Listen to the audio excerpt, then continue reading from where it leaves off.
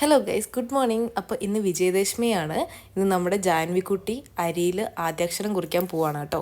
അപ്പം നമ്മൾ പോകുന്നത് നമ്മുടെ മലയാള ഭാഷാ പിതാവായിട്ടുള്ള തുഞ്ചത്ത് എഴുത്തച്ഛൻ്റെ മണ്ണിലോട്ടാണ് കേട്ടോ. കാലത്ത് 7 മണിക്കാണ് നമ്മൾ ഇറങ്ങിയിട്ടുണ്ടായിരുന്നത്. നമ്മുടെ വീട്ടിൽ നിന്ന് 1.5 മണിക്കൂർ ട്രാവലിന് കേട്ടോ തുഞ്ചത്ത് എത്താൻ വേണ്ടി. മോർണിംഗ് ആയതുകൊണ്ട് തന്നെ എല്ലാവർക്കും നല്ല വിശപ്പുണ്ടായിരുന്നു. അങ്ങനെ ബ്രേക്ക്ഫാസ്റ്റ് കഴിക്കാൻ വേണ്ടി നമ്മളിതൊരു കടയിൽ കയറിയിട്ടുണ്ട്.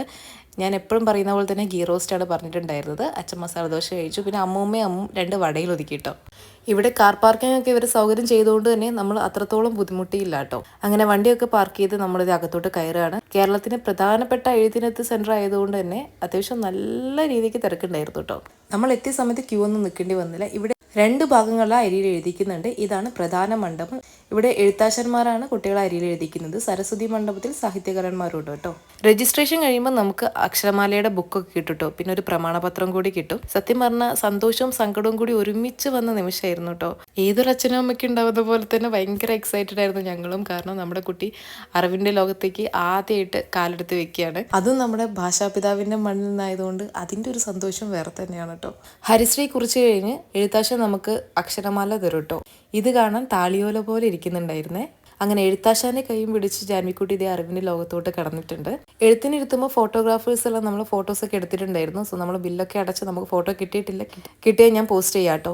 പിന്നെ നേരെ നമ്മൾ വന്നിട്ടുണ്ടായിരുന്നു മ്യൂസിയം കാണാനാണ്.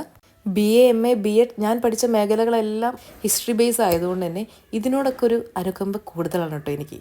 ഓൾമോസ്റ്റ് എല്ലാവർക്കും അറിയായിരിക്കും നന്നങ്ങാടിയാണ്. പണ്ട് കാലത്ത് ഇതിലായിരുന്നു അസ്ഥികളൊക്കെ ശേഖരിച്ച് വെക്കാറ്. കേരളത്തിൻ്റെ തനത് കലാരൂപങ്ങളാണ് ഇവിടെ കൊടുത്തിട്ടുണ്ടായിരുന്നത്. ദെൻ കുറേ മ്യൂറൽ പെയിൻറ്റ്സ് ആണ് ഇതൊക്കെ. ഇങ്ങനെ കേരളവുമായി ബന്ധപ്പെട്ട ഒരുപാട് കാര്യങ്ങൾ ഇവിടെ കൊടുത്തിട്ടുണ്ട്. മിഴാവ് ഫോട്ടോസിലൊക്കെ കാണാമെന്നല്ലാതെ ഞാൻ ഫസ്റ്റ് ടൈമാണ് നേരിട്ട് കാണുന്നത്. ഇതാണ് നമ്മുടെ തുഞ്ചൻ്റെ തത്ത. മ്യൂസിയത്തിലെ കുറച്ച് ഭാഗങ്ങൾ മാത്രമേ ഞാൻ കാണിച്ചിട്ടുള്ളൂ. ഞാൻ കാണിക്കാത്ത ഒരുപാട് കാര്യങ്ങൾ ഇവിടെ ഉണ്ട് കേട്ടോ. ജാൻവിക്കുട്ടി ഡ്രസ്സൊക്കെ മാറി ഒന്ന് സ്റ്റൈലായിട്ട് നടക്കുന്നുണ്ട്.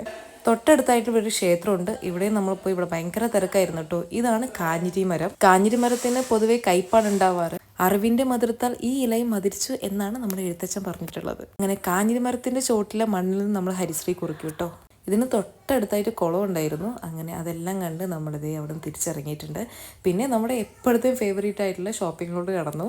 അങ്ങനെ ഒരുപാട് കമ്മലുകൾ ഞാൻ കളക്ട് ചെയ്തിട്ടുണ്ടായിരുന്നേ. ജാൻവിക്കും ആവശ്യമുള്ള സാധനങ്ങളൊക്കെ വാങ്ങിച്ച് പിന്നെ നമ്മൾ പൊരിയൊക്കെ വാങ്ങിച്ച് നേരെ വീട്ടിലോട്ട് വിട്ടു. അപ്പോൾ ഇതിൻ്റെ ബാക്കി വീഡിയോയുടെ അടുത്ത പാർട്ടിൽ കാണാം. ബൈ.